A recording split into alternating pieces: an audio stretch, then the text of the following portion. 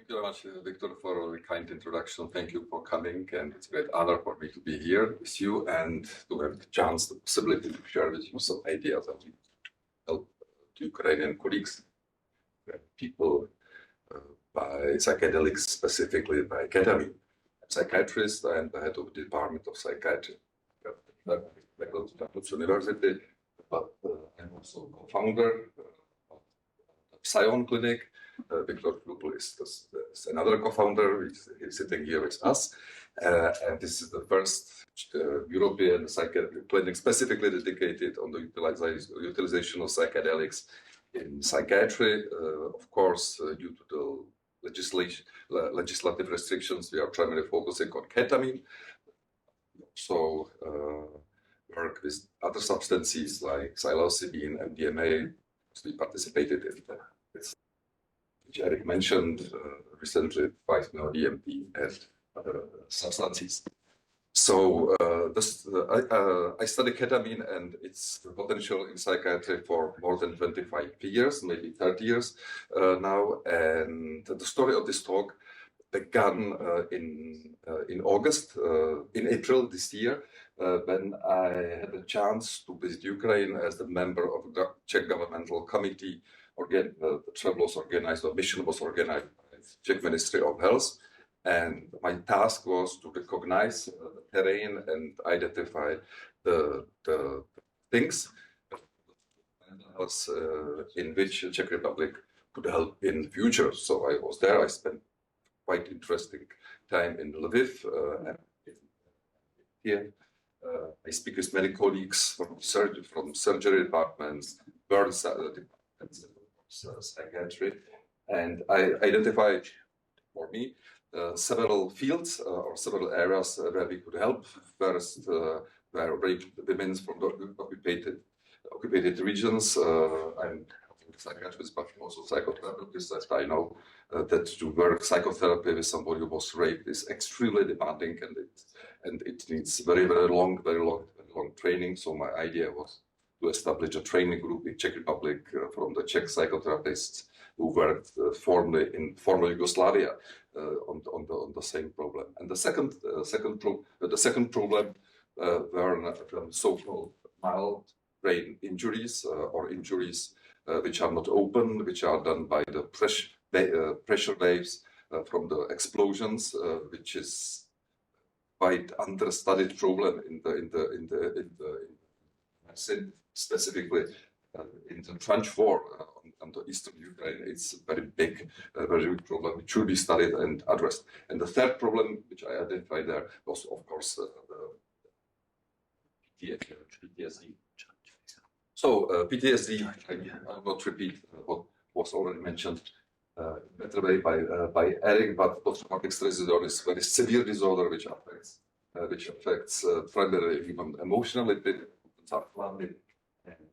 and restricted only to the negative emotional states which occur in response to flashbacks or to reminiscence of trauma. The problem is PTSD is the high comorbidity, so many other mental conditions are complicated. The clinical picture of PTSD, up to 50% of them suffer also from depression, and substance abuse is several times higher than in general medication. It's not so surprising because emotional blending, independently feel the positive emotions in response to positive stimuli is the core symptom of PTSD, and alcohol or drugs are the self-medication procedures at the beginning and dependence in the later stages.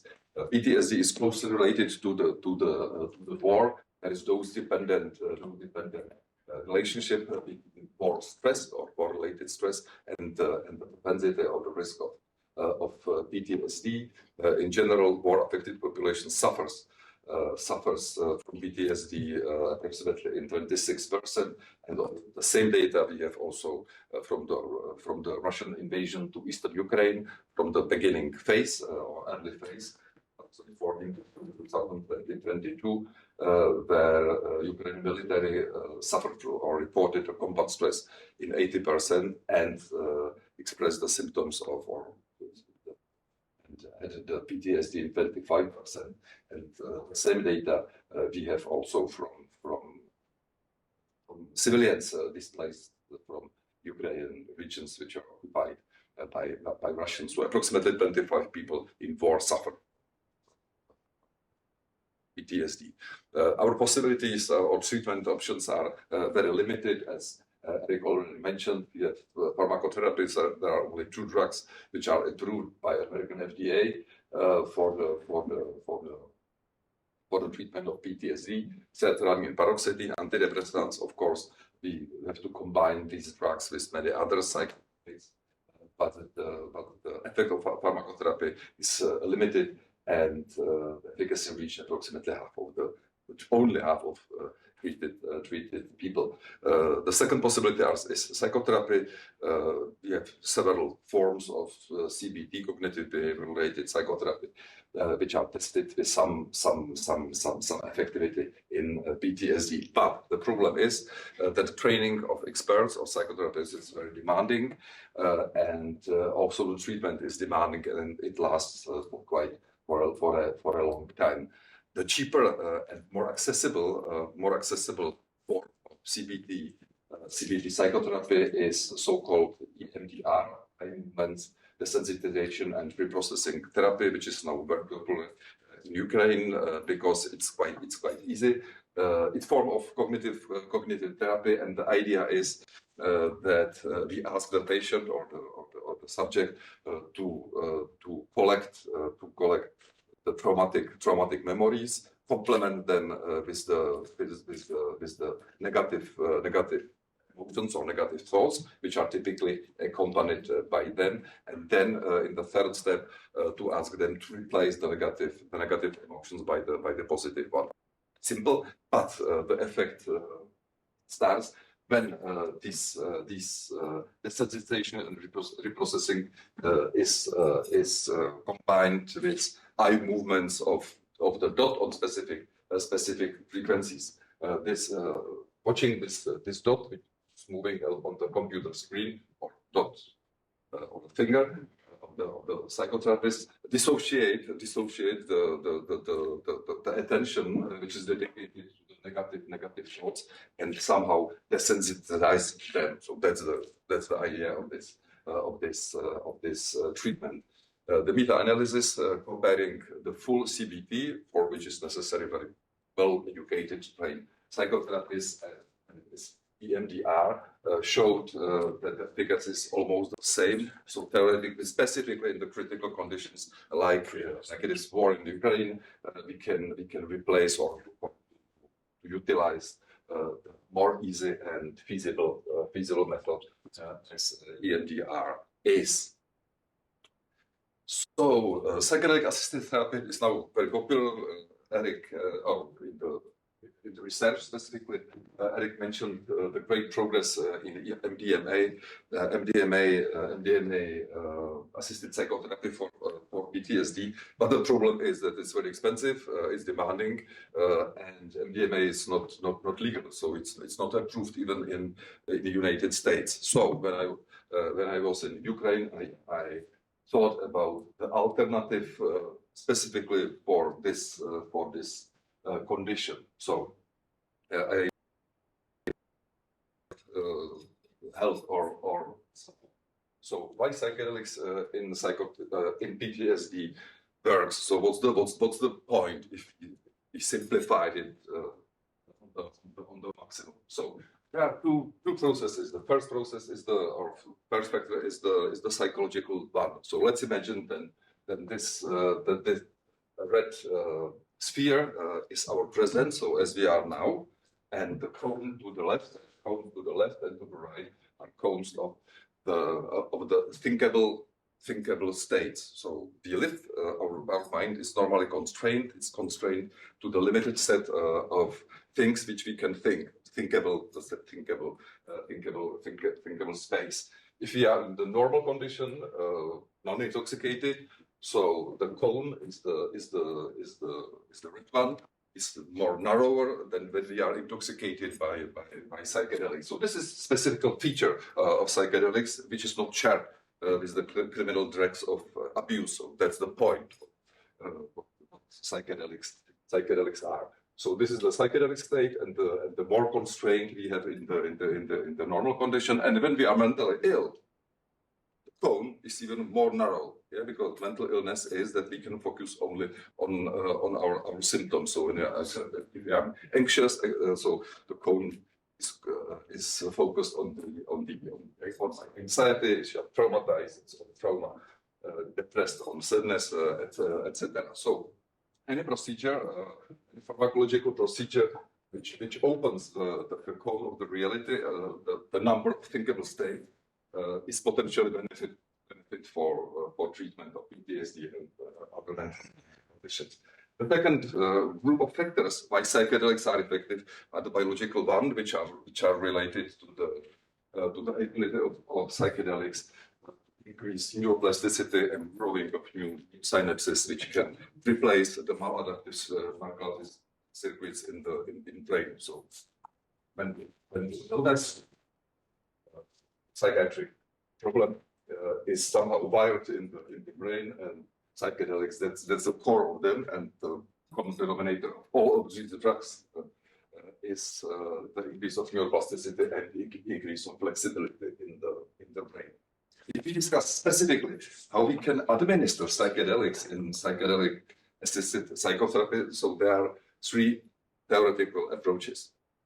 The first approach is called the psycholytic one. It was the approach which was developed in the 60s when typically psychoanalysts got the LSD in their hands and start to work then with LSD. So the idea was to somehow enrich this normal psychoanalysis, the Freudian psychoanalysis, by conditions where the psychological defenses are down, LSD, and then analyze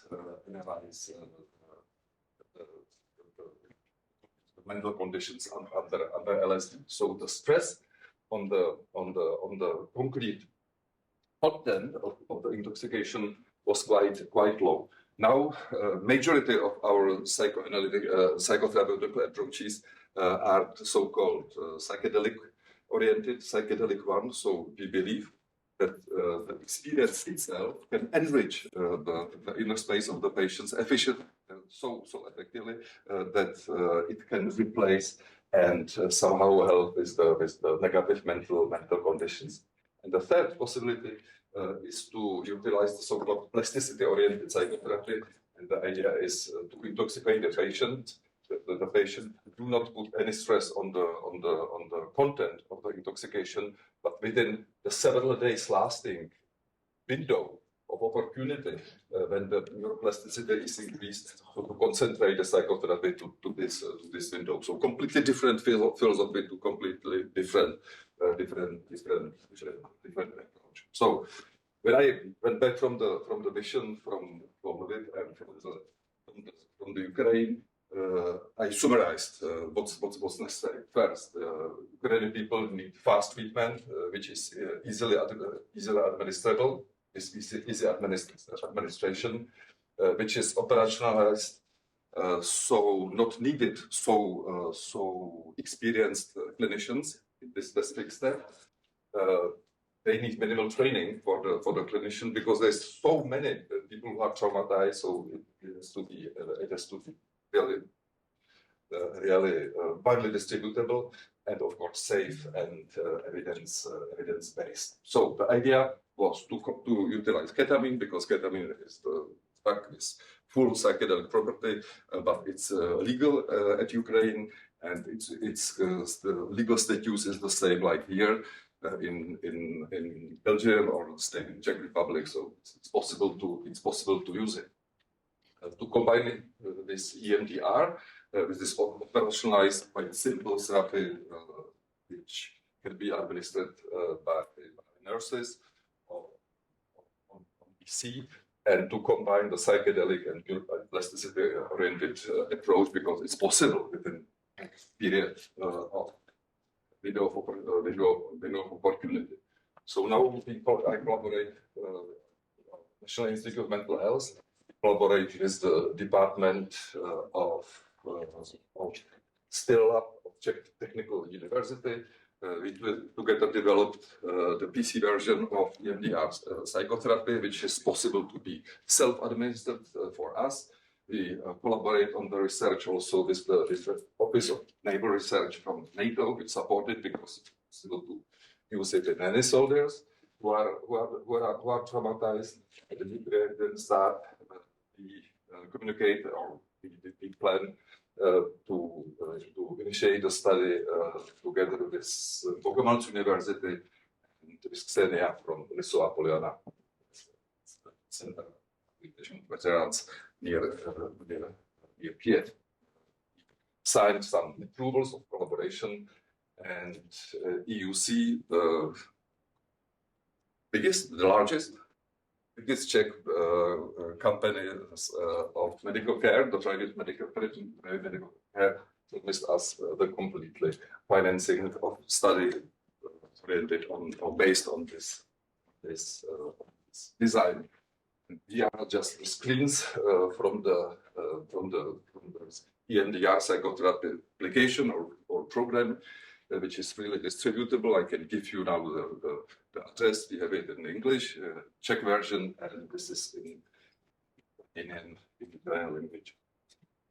The protocol of the study where we want to improve the effectivity of combining ketamine with EMDR is here. The protocol is as simple as possible and primarily concentrate only on the improvement of the patients after 3 weeks. So the idea is to apply ketamine at the